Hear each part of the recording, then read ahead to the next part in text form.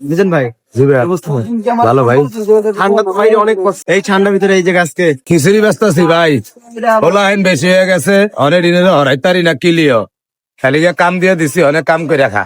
বুঝেন ভাই, ভাদুরে হোটেলে শুরু করার গল্পটা একটু আমাদেরকে বলতে। এই গল্প ভাই অনেক অনেক সময়, অনেক হয়েছে বেচা কিনি অনেক সময়, হেডে হয়েছে এক কোয়া জমিন লিয়া গল্প।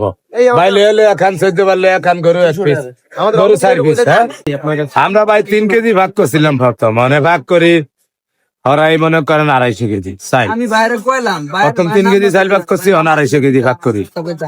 এর ভিতরে দিয়ে কত নাটক সিনেমা হয়েছে আল্লাহ বাঁচালে, রেডি করতে 1 ঘন্টা সময় লাগবে, বেটা করে খাওয়ান দিতে হইবে।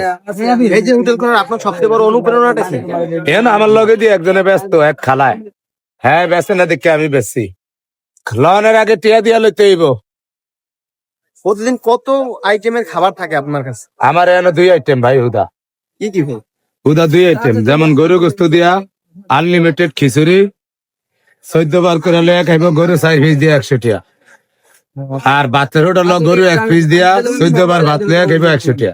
এই যে অল্প দামে এত খাবার দেন, তারপর আপনার লস হয় না? লসে না। এই যে আজকে হঠাৎ করে খাবার মানে ভাত শেষ করে যে কিছুই নিয়ে আসলেন নতুন রোডে, 4 পিস গোস্ত, 4 পিস হঠাৎ করে জানেন এটা তো কেন নিলেন? এটা নিশ্চয় যে হলো আইন হরে না, হাক পিড়ি খাইতো আবার ইতো 200-300 করে টিয়া দিতাম, মনে হরে না। এলিগা এই যে ঝামেলা, এদিন এলিগে লইতো দিত না, এরি 4 পিস এলাম 14 বার করে লইয়া খাইবেন, গরু 4 পিস।